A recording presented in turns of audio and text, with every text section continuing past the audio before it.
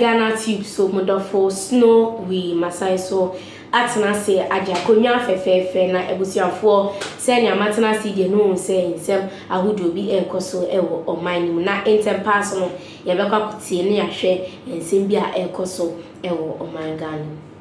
Other stories, Finance Minister Dr. Atuforsen has revealed that Ghana is close to reaching a debt restructuring deal with Chinese commercial creditors. This was after he concluded preliminary negotiations with lenders during a recent trip to China. George Yafe reports.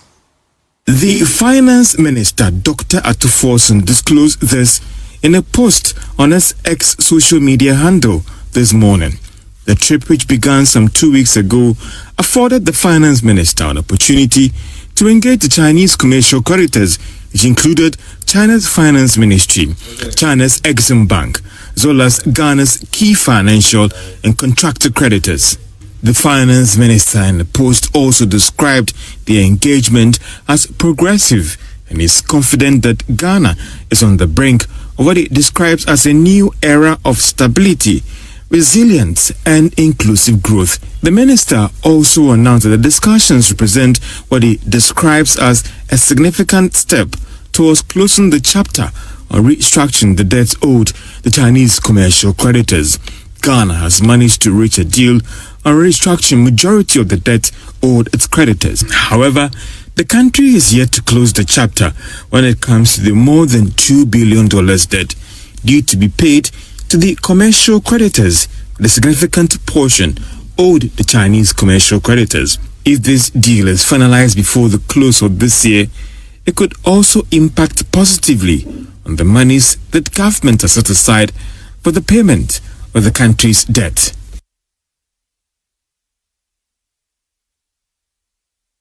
And we want to have a conversation at the back of this story. Joining us via phone is economist Dr. Edu Usakodie. Thank you so much, sir, for making time to speak to us here on Business Live.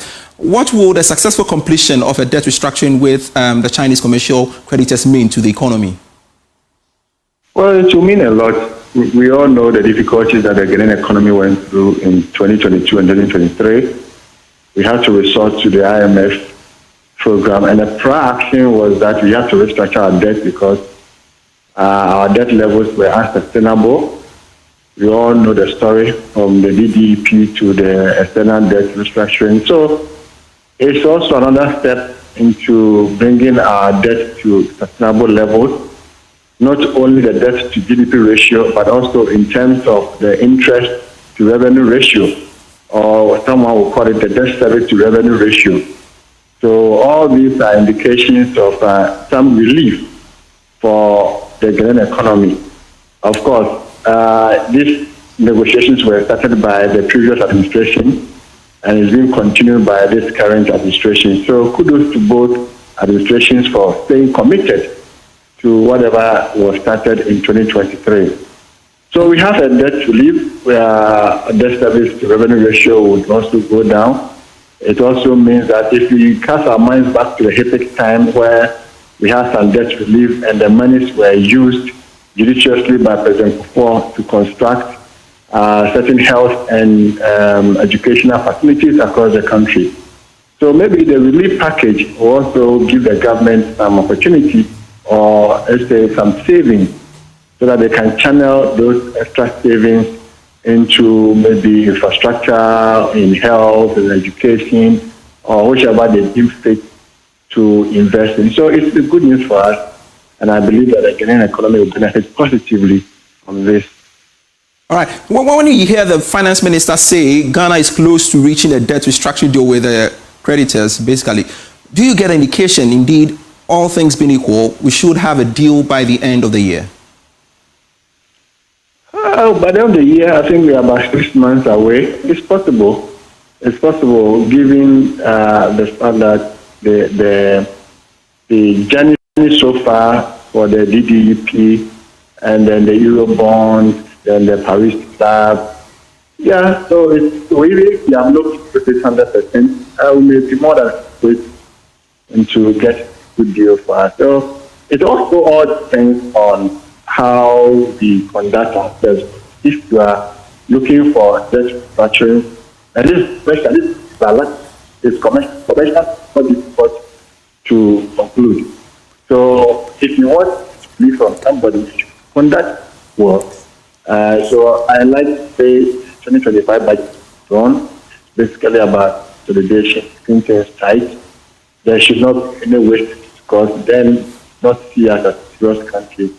So I want to commend the advocate that we should still continue to stay committed to whatever the budget. I'm sure if they're serious, they will be able to also beat us halfway and give us this due by the close of the year.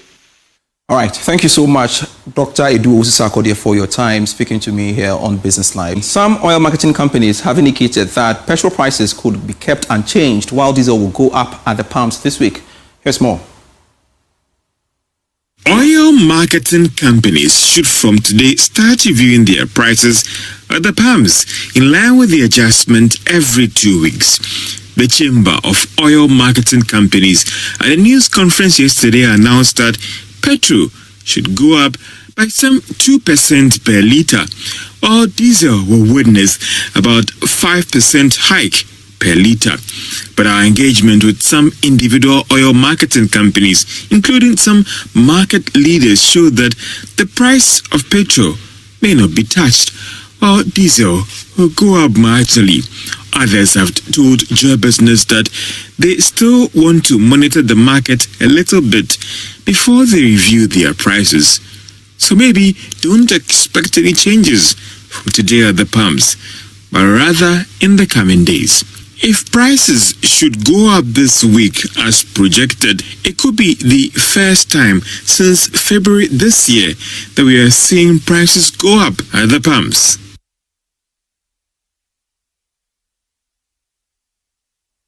Former President of the Association of Ghana Industries, Dr. Kofi Klojesin, has called on government to ensure significant indigenous participation in the country's manufacturing and natural resource sectors in order to build a resilient economy. His call comes at a time where the country seeks to maximize its manufacturing and minerals potential through the implementation of a number of industry-centered policies. He spoke to Joy Business at the launch of the 14th AGI Awards. The annual Industry and Quality Awards seek to recognize and celebrate excellence and innovation within Ghana's business community. The 14th edition will focus on improving standards to drive growth.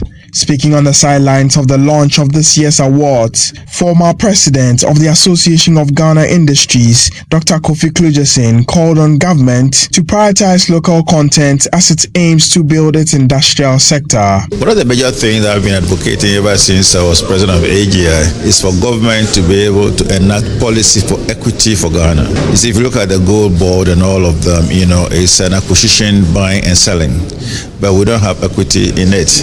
If you look at today, we're listening to the Sofia Akufo, the former Chief Justice, talking about Talo renegotiating contracts, and her argument is that why negotiate for contracts when they're taking it for granted? We need to be able to own and have equity in Ghana. That's the only thing that are left, as a positive trend in whatever government is doing.